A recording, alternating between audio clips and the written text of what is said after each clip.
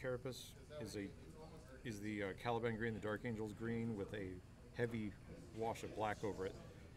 And I'm going back in and highlighting the edges with the original green plus Warpstone Glow, which is a nice rich bright green. So more or less I just kind of worked it up. It's going to be a couple layers of highlighting.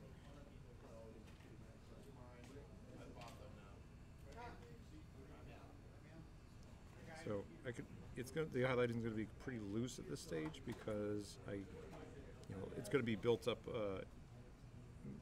into brighter layers, and this initial one is still fairly dark.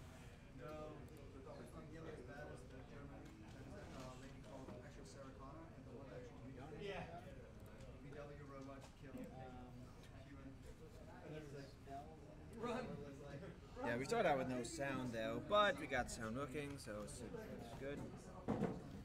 So, how long have you been working on this piece? Well, I actually worked on a little the last time I was on the painting stream. I was wrapping up some other projects, and this guy didn't have, this one didn't really have priority since I'm painting this for John, but he didn't need him at the time. But now he's almost done, so I'm aiming, if I can finish him, he'll be done by, I can do some final work on him afterwards, but he'll be done tonight. So then I can start on the next one, since that's all that John wants to do is Carnifexes all the time. Sorry, I was off center.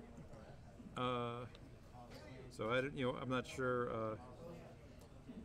Joe is here with me, but he's going to chime in. Hopefully, people have questions. Maybe. Now you showed me you finished a gladiator army the other day. Yeah, it really wasn't an army, since you wouldn't really field a whole army of this guy. Okay. But it was just like a grand collection. I assume you could use those for various things. I mean, you might be able to do an interesting mixed army of those, but I'm not sure which game system you would play that under. Again, you might be able to use that for Gangs of Rome. There's another game called Jugula, which is another kind of straight up gladiator games. There's a few others, but I'm not really sure. But let me see. So that's wrapped up, and I also wrapped up recently a 15mm Wars of the Roses Lancastrian army. So lots of archers. I like painting 50mm, and I especially like doing historicals. So. Okay. Hi.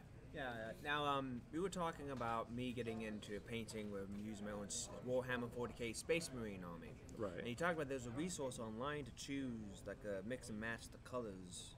Yeah, there's a website called Bell of Lost Souls. Okay. They're at least, I'm sure there's other places that have it, but I know they have effectively build it.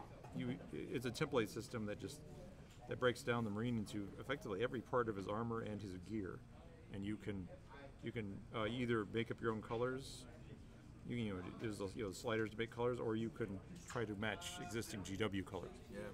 So okay, that way you know that if you pick a color, you can recreate it, as opposed to having to mix it up, which is a danger, especially if you're doing a whole army of. Last thing you want is for parts of your army to be inconsistent.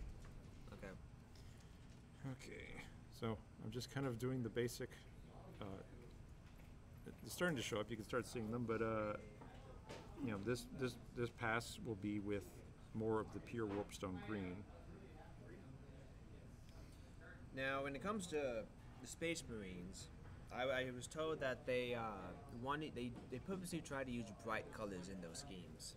Yeah. Because they want the enemies to know that they're coming. Well, Marines love their shock tactics, and one of them is, a good shock tactic is a ship drops out of the sky, the drop pod falls out of the sky, lands in your army, and the doors drop down, and an 8-foot tall guy in bright red armor jumps out.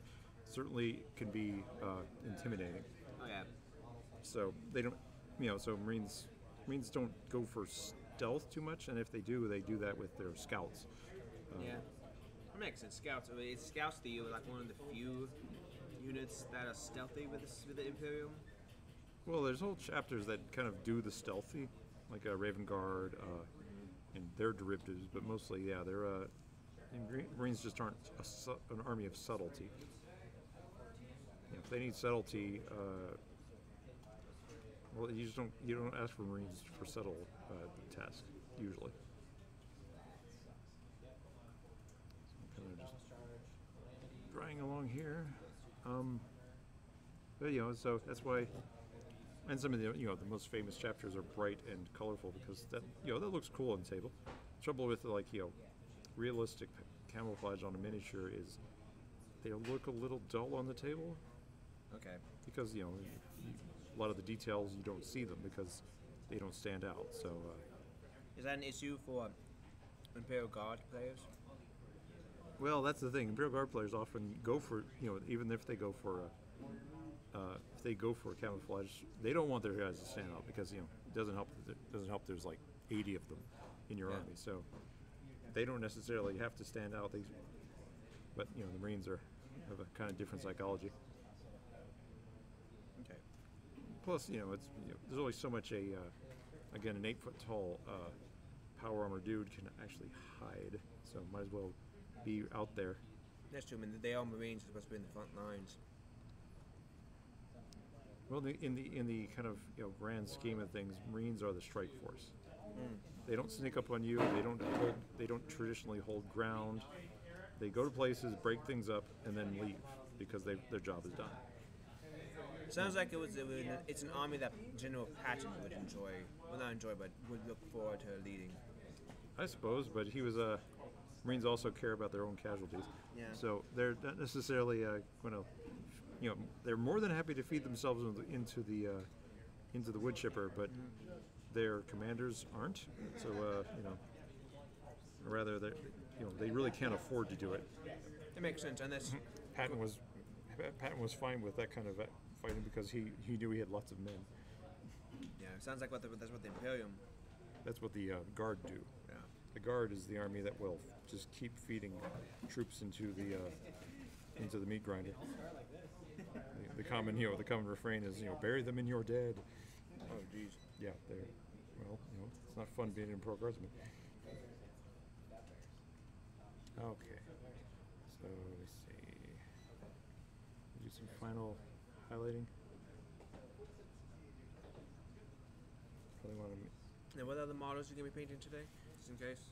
I'm gonna work on the special character Shaman. Okay. For the Moonclan that came out for the Law Importance campaign for Age of Sigmar. And then these are the Quartermaster Corps, part of a special squad. This is a servitor carrying uniforms and extra helmets, I think stripped off the dead, and this guy is carrying a board, and he has like a printer on his chest, and he's just covered in scrolls of casualty listings. Oh, geez. And he has, sitting up on top of the board on his back, is a little cherub who's also carrying combat, because the Death Corps. I was talking about how the Imperium is more than happy to feed its men into the wood chipper. The Death Corps Krieger is one of the exemplary units that was happy to do that. They'll happily just send everyone into the firing lanes. All right. So much so that they actually have a unit on the table whose job is to kind of maintain morale and kind of collect materials off the dead, because your army creates a lot of them. Now the Death Corps are an army that I'm doing for David. Okay. Those are David's army, so I'm not sure if they've hit the table yet because there's so much to do for the army. But he has a lot of men and a lot of tanks, and there's still a lot more to do. What tanks does he have? A bunch of Lehman Russes. He has a Malkador, which I'm painting up. Okay. Which is a honkin' big tank. That's from Forge World, and then he's got some. He's working on some chimeras and I assume hellhounds and such. But now is painting things like tanks and planes a different approach slightly than painting like just unit models? Yeah, I'd say so. I mean, at least for me, I definitely prefer infantry over vehicles.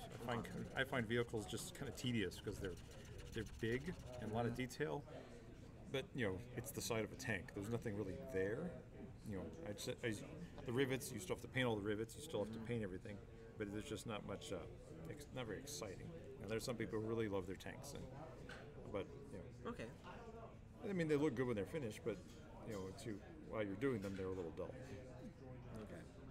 So I'm going to do the final highlight, which uses yellow.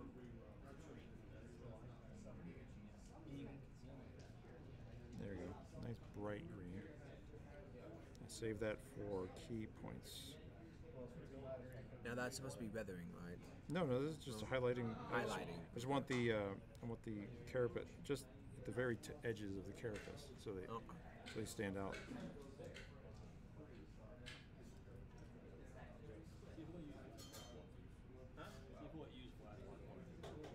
Gotta be careful though; it's very, very powerful. I am amazed how people can get such detailed work on edges like that.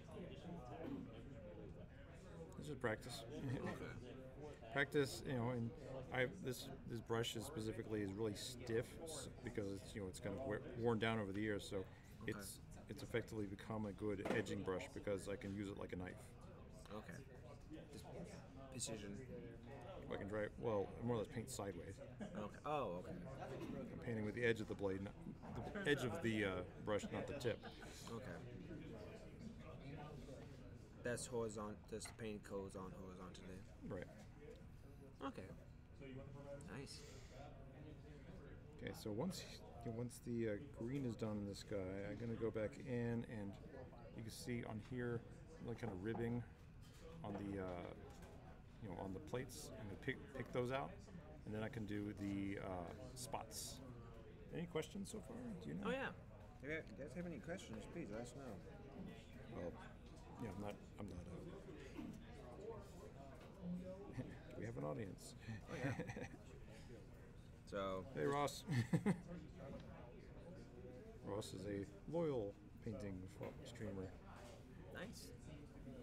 Do you have a Pacific? Does he have a Pacific Army or Warhammer? I think you got what, Space Wolves, Ross? I can't remember what you have.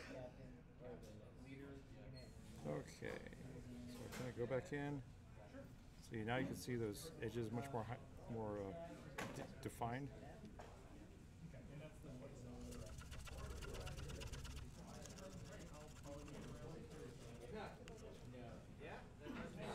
Okay, while that dries, I'm going to move on to the next guy. Actually, one more thing to do. You gotta move on to the mushroom head. Yeah, I've already done his skin. I wanted to finish off his face before I really got deeper in the figure. Also, since his face is kind of buried underneath all the gear he has, I want to get to that so I don't have to come back to it. And any mistakes I make, I can clean up on his, because it's like buried underneath that little mushroom, his mushroom head / hat. So That must be a tedious too to get under that detail. yeah, it's fun. Okay, so I need to do. So I got to do all the yellow parts, but I'll come back to that.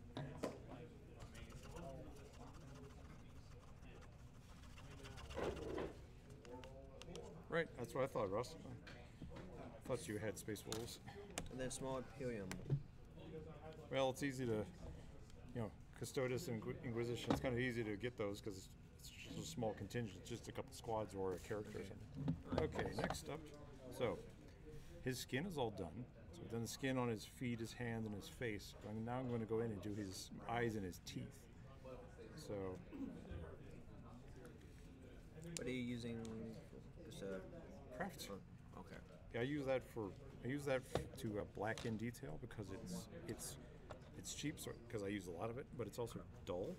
Okay. When it dries, it's matte, so it's good for blacking and details because it doesn't draw attention to itself. So I'm just going to go back in here and paint in black on his teeth and his gums, so they stand, because they got some of the green from the skin.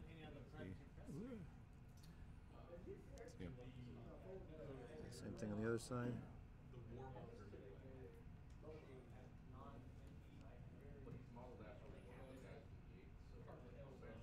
Now, what is the Age of Sigmar?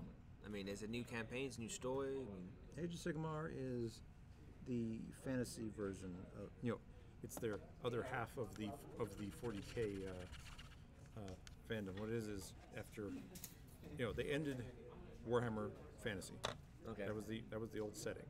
They, the world had been teetering on the edge of the edge of doom for 20 years, so they finally ended it. Now, this was seen as a good thing or a bad thing, depending on your opinion, because it was the end of a game. And what happens is they relaunched, 2 years, almost 3 years ago, they relaunched it as the new setting, with the understanding that it was the same setting, but the world had ended, and this is the rebirth of the world. So it makes sense. So it's a weird kind of post-magic apocalyptic setting where it's been long enough in setting that society has rebuilt itself, but it's different now, and it's totally different kind of worlds, more like, I don't know, trans-dimensional. Either way, a lot of the same armies are still around, but of course there's new ones. The Moonclan here, it was also a chance for GW to license and copyright their armies properly, since you can't copyright goblin, because that's a common word. So like zombie. Right, zombie, elf, dwarf. Yeah. So that's why all the armies, even the ones that return late, are now have their own names. Okay. Orcs are now called Aurochs. Oh, okay. Copyright.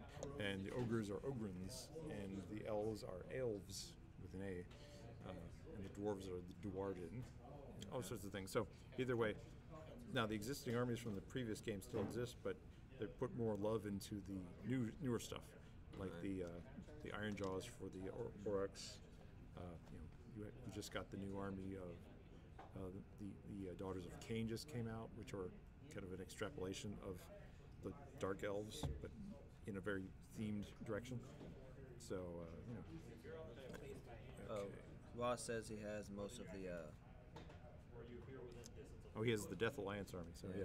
Well, since there's still zombies and skeletons and everything. Okay, so he is currently drying. I've picked out his claws and his teeth and his eye. So I'll come back to him. And this is what I typically do. Is I'll just work on several projects at once, so I don't get while stuff dries, I move on to something else. So what I'm doing here is all these scrolls. I put down a Steel Legion drab, washed it with brown. Now I'm going back in and highlighting it so it looks like parchment. Now, this is for Age of Sigmar, Warhammer? This is 40K. 40K, okay, yeah, I see it now. This is these are, like I said, these are like combat servitors or municipal servitors. They're, Adeptus Mechanicus guys, because again, these guys are attached to the quartermaster, so when their job is to kind of make sure the units or the Death Corps are supplied. So this guy specifically is collecting the names of the dead, probably so that they're they can stop their pay for the week. So it's kind of like collecting dog tags. Pretty much. Yeah, guard don't really. I guess guard don't really have dog tags. I don't know. Okay. They never. But he's collecting names. That's what's on the. What's on his scrolls. But he can sell. It's Death Corps, so he's got lots of scrolls. Because there's just so many casualties. Yeah. But it may not exactly be like dog tags, but it seems like same thing. It's for identification or. Yeah, identification. They have to be honored heroes, and of course it means that we don't have to. They can stop their pay. They can stop their food. Oh. You know that. Okay, well, and it's to keep track. But because it's the Imperium, they don't keep track in a sensible way. Instead, they have guys collecting names roaming the battlefield because it's very medieval. Okay, so that's being picked out. See, but I keep it so I don't add white because I don't want it to look like paper, because it's like it's supposed to be parchment. So also I think the paper would be a little too clean. So keeping it kind of like even in a super advanced setting like this, you're still gonna have servitors writing on like sheepskin and vellum and stuff like that, or artificial sheepskin and vellum.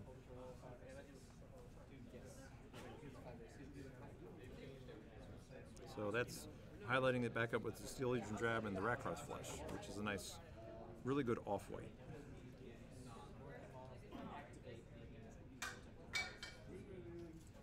I'm using one of my soft brushes, which is great for dry brushing because it still retains a bit of a shape, but it's good for dry brushing and wet brushing because it doesn't mess with the surface very much. Very soft. So once the paper scrolls are done, I'll go back in and write all over them so that you'll have the listing of those names, which just for these guys it'd be a scribble, but still, it'll look pretty impressive. I might go back with some white on the very edges, mixed with Rakros Flesh, but so kind of going right here.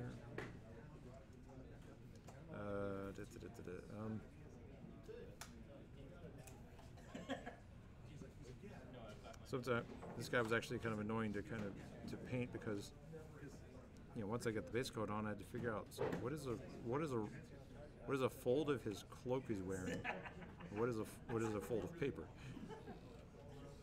Did you go online to see like any old scrolls throughout history, or?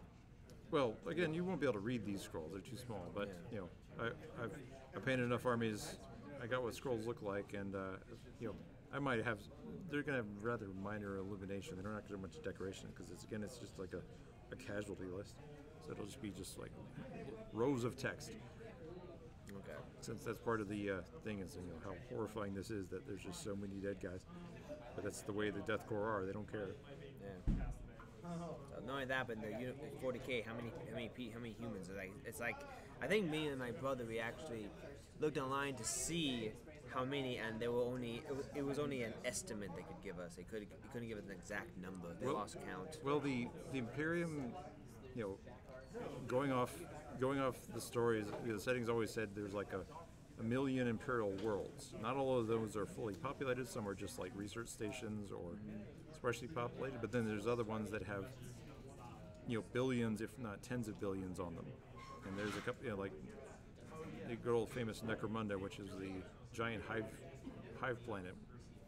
It's effectively a planet almost entirely covered by cities, and that has estimations of hundreds of billions, and that's just one planet. So the Death Corps is another one of those planets, which is a hive planet. So billions upon billions of humans. End result is that the Imperium never is short of manpower. Do they ever have a census or something? Yeah, usually they do, and they give up because there's just like, okay, this upper hive has 5 billion people in it. We're not even counting the lower hive. Yeah. we don't have all the time in the world. Okay. So yeah, a lot of guesstimations, and and again, they don't really care that much about like the really specifics of the amount of people. Okay. That's interesting. I wonder if that's what if we ever went across the expanded out in the galaxy. I wonder if that would ever happen to us, where we couldn't keep track of all the humans, people living everywhere. Well, I imagine since it would. Yeah, I imagine it'd be rather easy to do that, considering the distances involved. I mean, people in another solar system are effectively don't exist. They're so far away. Okay. I mean, that's assuming you can ever get in contact with them or travel to them. If you can't, then they might as well not exist because you'll never see them. It's true. If you want to go realistic, but of course 40K isn't realistic at all. No. And then you have Star Trek that also does the same thing. Like, yeah. Star Trek doesn't have hive cities or horrible overpopulation. By the same time, they do go across galaxies and. Well, that's the funny thing. Star Trek still is only in one galaxy. Yeah. I mean, like the idea that Star Trek Voyager was still in the Milky Way. It actually was over. It got knocked over into a section of the Milky Way that no one had ever gone to. At least no one in the setting. So, and even then, it still hadn't left the galaxy. So it shows you, Star Trek is slightly more realistic in that even with warp travel, they just haven't gone that far. Yeah, and it's the 24th century. I wonder if they would ever do a Star Trek series in a different galaxy.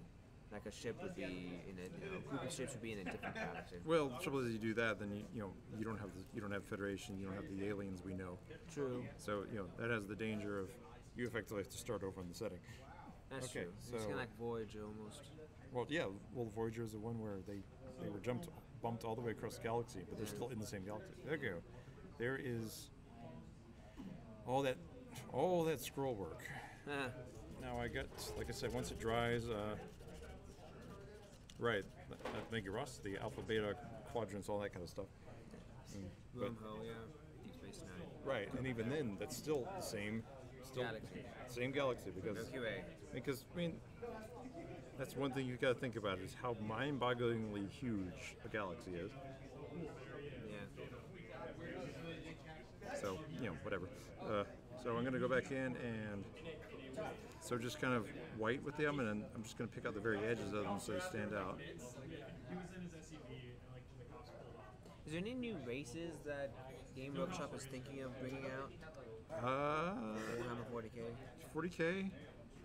They're still factors, yeah. at the moment they're still catching up with their existing armies. And some like Orcs and the Sisters Battle and Necrons need their books.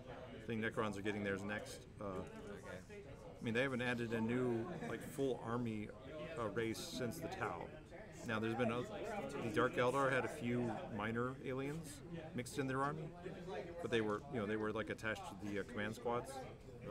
Here's a random snake alien, and here's this weird jellyfish thing that lives on your head, and Makes sense. but they were effectively bodyguards and specialists. They weren't whole armies. Okay. Now they have included newer armies and weird aliens in the role-playing games because you don't have to do a whole army of that. Okay. GW doesn't like adding too much detail on stuff that it can't make an army of.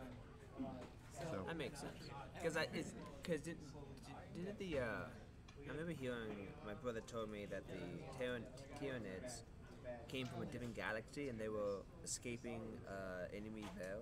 well, that's I'm not a big fan of that theory, and it's only a theory. Oh, it's a but theory. It's just the idea that the Tyranids came. Why did they come? Okay, so and one of the thought is, well, they were running from something, which I don't know. That doesn't seem likely, at least to me. Also, it means that I don't know why they would. If you're going to run, why do you run and immediately start attacking the thing you get to, especially if something is behind you? It's okay. So there's that. So.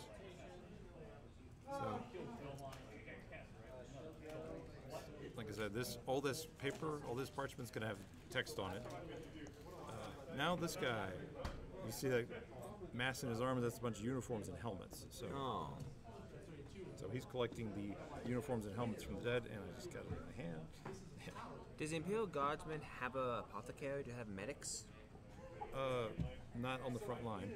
Okay. Well, I mean that makes sense because people are dying left and right, and they don't have time to. The closest thing they have to a medic, they do have medics, but they're pretty much pretty much confined to command squads. So their job is to keep the veterans and the heroes alive. Yeah. So I'm just kind of picking out the detail on this cloak. But so they have them, but they pretty much are relegated to rather minor roles. They keep characters alive. Funnily enough, the quartermaster squad, the guy with these guys, there's a character who his job is to actually act as a sort of medic. So partially because he will, administer first aid, but he also will execute people who are beyond help. Okay. So it's like, here's a guy who, he's too hurt to carry on the fight, so he gets shot in the head. Harsh. Yeah, well, yeah. The Imperium is very harsh. Well, they call it the Emperor's Mercy. I would hate to imagine what would happen if you stayed alive. So, Ross said that Trinidad came to devour. Yeah, they eat stuff. Yeah.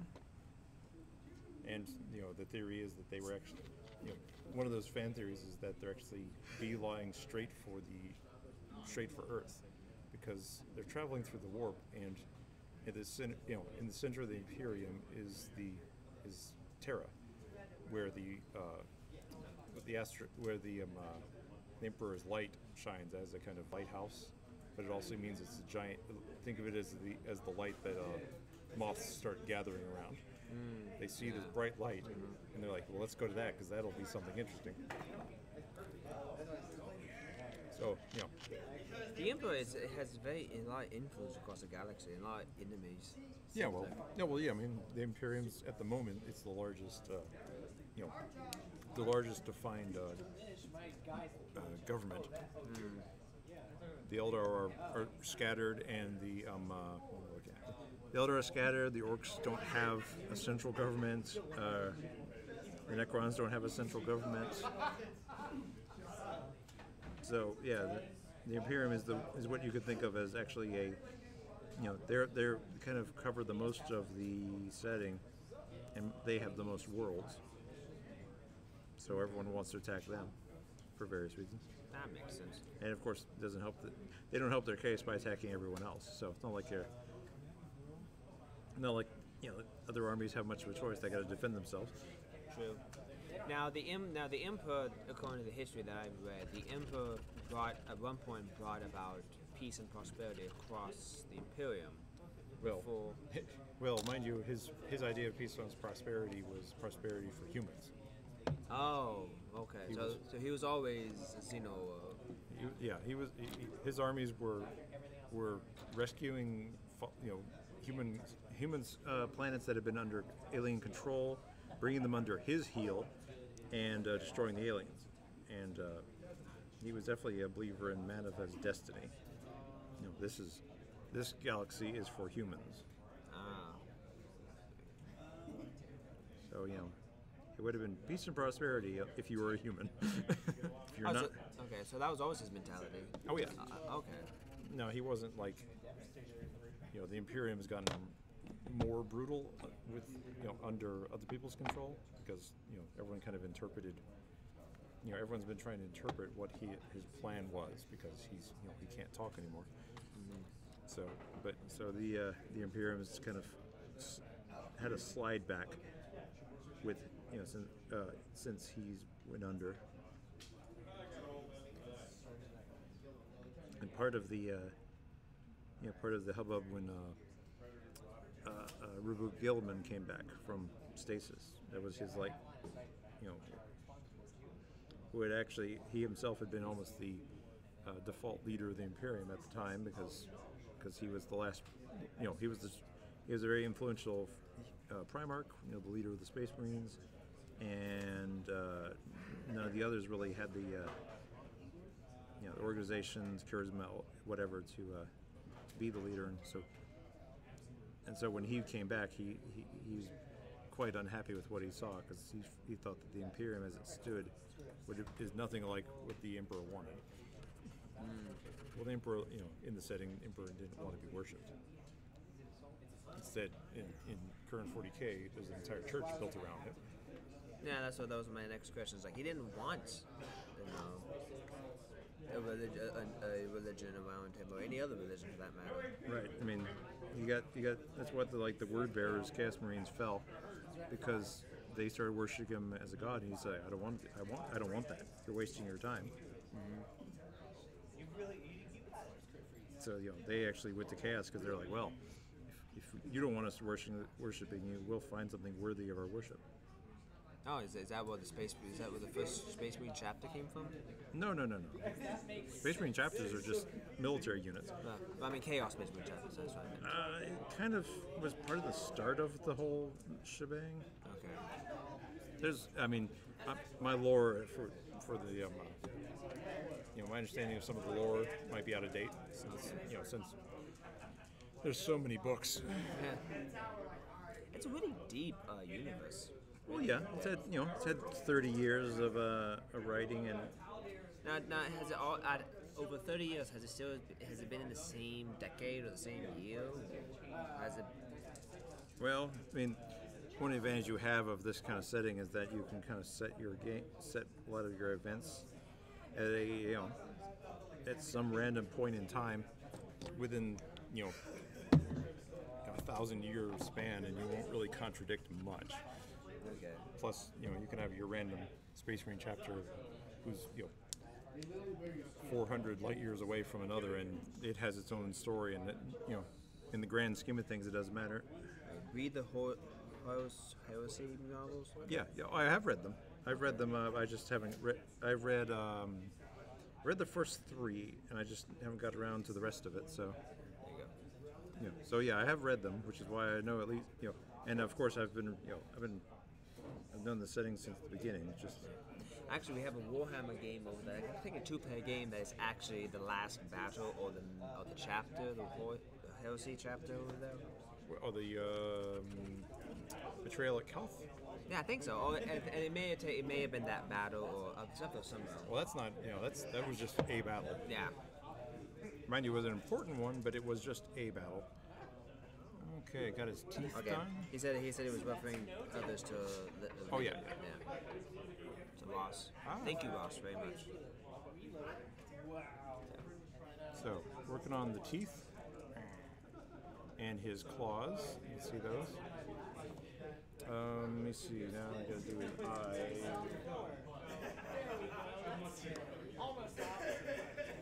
Now, did Warhammer, the fantasy setting, come out first? Yeah. Okay. It came out, and the first edition 40K just used the fantasy rules. Yeah. It also meant that the rules were technically compatible, so they, early White Dwarfs had rules and scenarios where you'd have like Space Marines versus a fantasy orc army or something like that, and. Ross said he has lots of books people can borrow. Oh yeah. I have I have a box full of the Heresy books, but I'm still, like I said, I'm just behind. Oh wow. There's just so much to read, and Okay.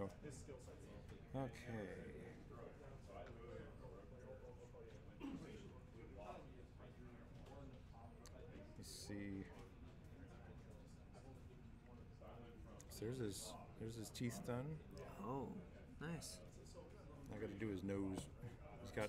He has a metal nose, I guess, because he got a metal nose and like a chin beard thingy, which I guess probably a mixture of making him look like a moon, and the other one might be his nose might have fallen off because this guy is a serious drug addict. Eating too much of the mushrooms. Right, exactly. Inhaling spores, doing all sorts of interesting concoctions, but end result is the nose might have just fallen off. It's hard to say. Either way, he's got this kind of like metal one with air holes. So, but again, it also gives him the look of a moon. The big nose and the big chin. A C, kind of a incomplete C or something, or G, something like that. Well, they're the common symbol for the Moonclan is a half moon with a smile on it. Oh, okay. So he's working for the brand.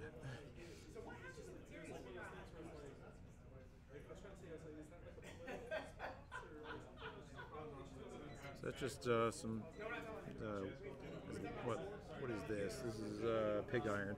So it's a nice dirty gray metal, which I can then modify the color later. Nice.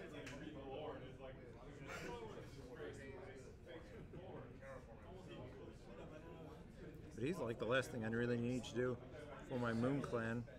I already had 2 shamans, but then they came out with more importance, so I have another shaman, and even better, he's the same cost as another shaman. So I can include him. I can swap him in for the same cost of a normal shaman. So I have some more options in the game. Plus, he's a cool model. So how much do you have time? Do you have time? I'm trying to say. To ask him. when you have a chance to play some game, you have any chance to play games? So, maybe once a week. I just don't. Okay. I'm busy. Alright. But you still enjoy painting. Well, really, I end up painting more than I play. That's for sure. And again, this is one of mine, so it's a nice break from painting for other people. Like these are for David, and big guy here is for John. Okay. So it's the danger of being a commission painter. You never paint for yourself. That's fine. I mean, you still have some. Oh yeah, the Bad Moons. Well, the Bad Moons are an orc clan, not a. Bad Moons are for orcs. Yeah, he said orcs fun times, Yeah. and then he followed it up by saying thanks, Michael. Yeah. Think, Michael. Think, Michael. Yeah, think. Okay. Okay, let me see.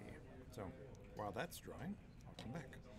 All right. So next, back to the Tyranid. So, right, that's all dry. Now I'm going to go back in and black in. You see, so you see the little air. I don't know what are these, spore holes or something, and these ribbing here. So I'm going to do the same thing on the other side.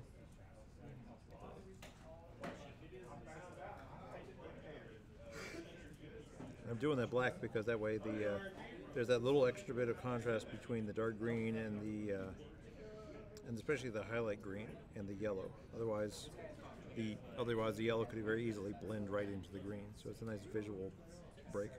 I wonder if Game Workshop would ever come out with the dwarfs equivalent, like the dwarfs of 40k. They have. What are they called? Called squats. Squats. Do they have like an army out up there? Or They used to. They were discontinued years ago. Okay. But yeah, they were there since the beginning. Now, mind you, they just recently released a squat character for Necromunda. So the squats are still in setting. They just don't have an army per se. Okay. But, So- and they were mentioned in the Imperium, I think last edition's book where they talked about some of the human subspecies, because in 40k squats are just a modified type of human. Okay, so they're not like dwarfs themselves. So they don't have their own army. Well, they did, because they were a weird kind of subset of humans that had been isolated enough from the rest of the Imperium for long enough that they had their own culture. Ah, okay. So they rules wise, it meant that that allowed them to just be effectively dwarves, Okay. without having to kind of waggle around and explain too much. They're like, no, they're like that because they come from a high gravity world, which meant that they grew shorter and stronger than a normal human, and they were isolated, so they're believers in tradition and kind of use what you got, so don't innovate too much, and due to their isolation, they also have a longer lifespan. So in other words, they're just dwarves. But it meant that they could act like dwarves but still count as humans, and thus you could have actual armies of them. They existed for first and second edition, 40k, but then they just kind of never got updated for third, and then it just got left behind. Yeah. Oh, I mean, if they came out with squats, what are they called? Squats. Squats. If they came out with squats again, I would be thinking about picking up myself an army, because I've always enjoyed dwarves ever since especially after the Hobbit movies. I mean, they may not have been like really good movies, but I really do just enjoy dwarves as a race in general. Well, I mean, they're there in Age of Sigmar, and actually, there's 3 types of dwarves if you're interested in Age of Sigmar. Okay. There's the dispossessed, which is what we think of as dwarves, the kind of Viking-looking dudes with chainmail and long beards and all that kind of stuff. There are the Fire Slayers, which is a kind of extrapolation of the old Troll Slayers units, which were dwarves who for whatever reason, dyed their hair and became berserkers and sought death in battle. Okay. But of course they couldn't surrender, so they had to fight stronger and stronger foes to die. So you'd start as a troll slayer, and if you survived all that, and you decided, well, I can't, trolls aren't a challenge for me, I'll become a giant slayer. And then it's like, well, that's not working. I guess I have to go fight demons. Either way, it meant that dwarves had a berserker unit who was potentially very powerful. But the Fire Slayers are now effectively slayers that all serve a dwarf god of fire.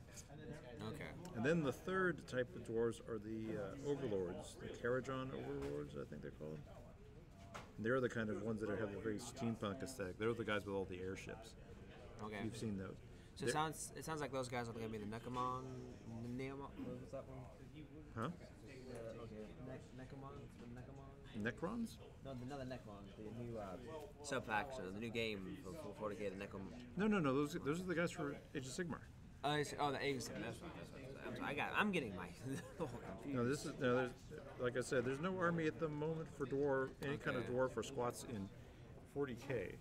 But there's again, they brought back. They made a single squat character for Necromunda. Okay. Forge World, I think, made it. But so it shows that yes, the squats exist in setting. Whether or not that actually means you'll get anything more than that is up in the air. Okay. So now I picked out the ribbing now and the little spore holes. Now, while those dry, I'm going to go ahead and put down the base coat for the eye spots. The ice, you said? Eye spots. Eye spots. Oh, okay. Eye spots. Okay. Well, they're not really eye spots, obviously, but they're they're the spots in the carapace that give you a certain, give you more interesting.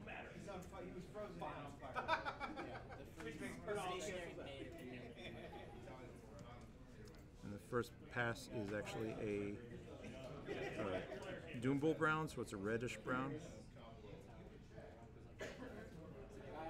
And not only does that kind of give you a nice rip edge of color and some warmth on the carapace, but also it helps you, it gives you an outline around the eventual yellow you're going to be using. So it makes it stand out stronger without, again, blending too much into the dark green.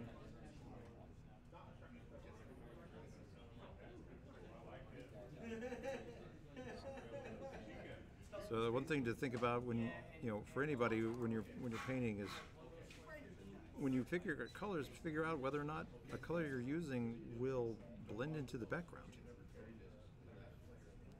Will it show up strong against? So I got this. It's a nice. Once that's dry, I'll come back in with a dull yellow and then a bright yellow. So moving on to these guys. Let's go back to. What we got here?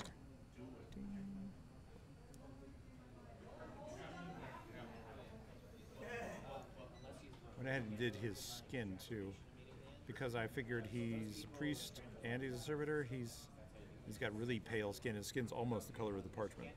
Okay. Because his skin's either unhealthy because he's inside or under, doesn't see the sun very often, or it might actually be just dead. Same thing with this guy. You can't see much of his face because it's under hood, but the little bit of his face, you see that little spot there? You see one of his eyes. So okay, yeah. Also, it's a good contrast against the bright red of the, against the red of their priest robes. Yeah, it's yeah. So I'm going to go back in and let's start. I'm going to start doing the text work on the scrolls. Now, what is that statue on the top there? Is that specific? It's not a statue, it's a cherub. Cherub, okay. It's a little, effectively a vat-grown, in a setting it's a vat-grown baby with artificial wings and a actual engine on its back.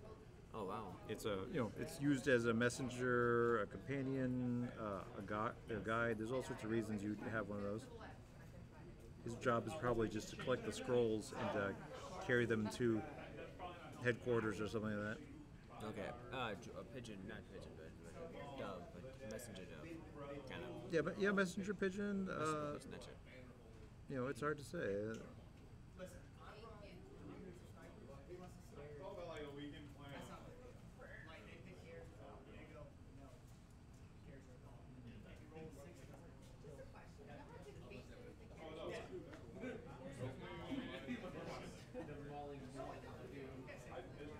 So just simple, so you can see I'm starting to make lines along lines along them so that you can see that there's writing on them, and it's going to be covered in it.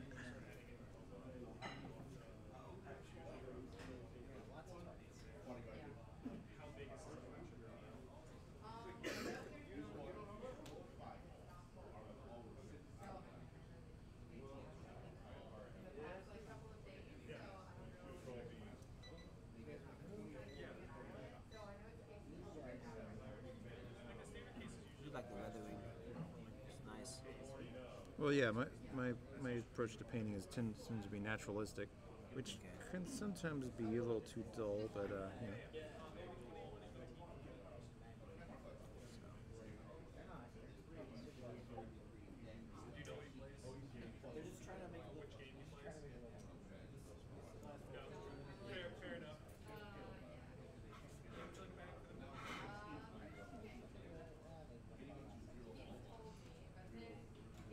So what special powers do these units have in the game?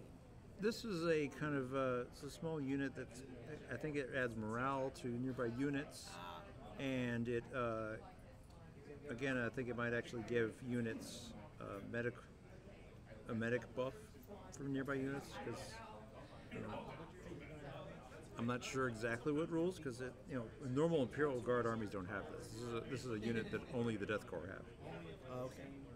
Because it's one of the Death Corps is one of the Forge World armies, which I don't know what their all their bonuses, but I assume it's different enough to warrant an entire whole unit, new unit. Is the Death Guard the one that's on that poisonous planet? No, that's the Catechins. Oh, okay. The Death Corps, they're the guys they're all in like long coats and helmets and gas masks. Okay. That's that army. Effectively, they're designed so they look like Western Front World War I, but in space. Space. Because everything it's like just like the Catechins are effectively Rambo in space, or Dutch from or Predator in space.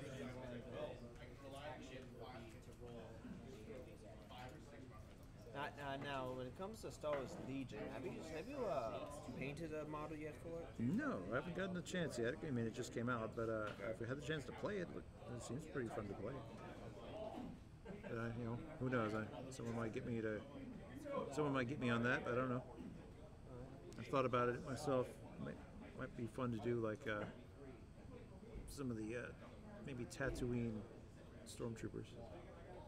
Yeah, the one with the shoulder blades. Oh, the shoulder armor? Yeah. That's the airspeeder looks fun. Well, the airspeeder only goes for that's Rebels though. So if I got that, I get speeder bikes, which I always had a fondness for. So. Because stormtroopers are plain, but still stormtroopers are the best, just the best. They look the best. Well, they certainly look good on the table. They're a plain color scheme, but something to be said for just iconic black and white. Yeah. Besides, my thought is if I did them Tatooine, I'd do them with like a lot of weather. Okay. So their armor, because these guys are walking around in the desert, so their armor is going to be, a little, not like I'm not talking like looking like garbage, but a little dirty, scuffed up, sand blown, and random damage because if they're on Tatooine, that means they're in the middle. They're on the the edge of the Empire on a garbage planet. I mean, if you're stuck on Tatooine, you screwed up. Somehow, some way, in the Imperial. Yeah, you messed up. Yeah, you pulled Tatooine duty. Not Tatooine duty. Right, you're like, so hot. Yeah, exactly. Too hot. We got to deal with sand people and Jawas and Tuscan.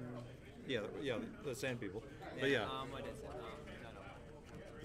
the Tuscan Raiders. Yeah, no, it was Banthas. That's a Banthas. Well, that's just effectively just a big camel or a big buffalo, but mostly it's all that together. Yeah, so there you go. The Jawas. Right. So there you go. This is the gone back in and then scroll, text all over them. So there you go. next up, and even the you see the scroll carried by the cherub. Next up, I'll do the cherub, and then after that, it's just all the bionic bits on this guy. Okay, there's that. Where is that next? I'm going to do the next step of the eye spots. So that is, what is it? Zamesi Desert, which is a nice kind of a dull yellow.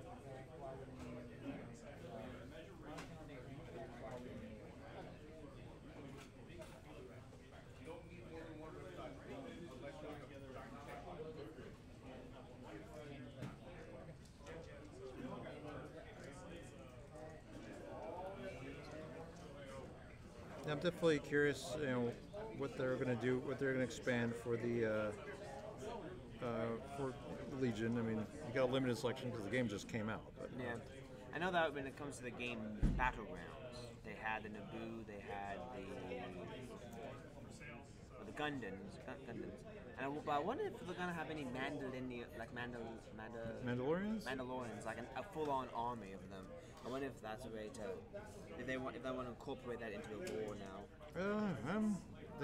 Mandalorians as a society are old EU, so I'm not sure how. Not sure how canon those rules are. When you can always change canon, but there's only limits. There's only so much you can do on a licensed product after all. True. But my thought is like if once I'd like to have the ability to field some of the bounty hunters. The scum and I just want to field Bosk. Bosk. I just want to field some of the. Okay, so go back here, add the eye spots, flame markings effectively. Now, and then follow up with that is going to be bright yellow, which I save for just the center of those eye spots so they stand out.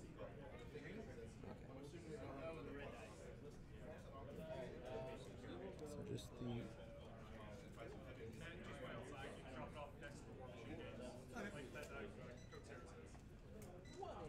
Yeah, well, what other ground units they're gonna, like mechanized ground units they're gonna come out with? Because you can't have that big of it. Well, you can always play around with different types of stormtroopers. You could play around with different types of rebel units. I mean, the rebels as they have now are the kind of generic uniform, which you saw both on Indoor and Hoth. But you might have, saboteurs. You might have, snipers or heavy weapon troopers, that kind of thing. The guys with the in charge of like turrets, or the there's like ones from Hoth which looked like big radar dishes that fired big cannons. So there's a lot of choice. Well, anyway, it's 5 o'clock, so we're gonna have to be ending soon. So, okay. But I hope those watching enjoyed, or at least listen to me babble. And if you guys are interested in checking out Legion, we do have a demo copy down here, so come down to the store and check out all the Legion products we have. Yeah, we got a lot of players. Oh yeah.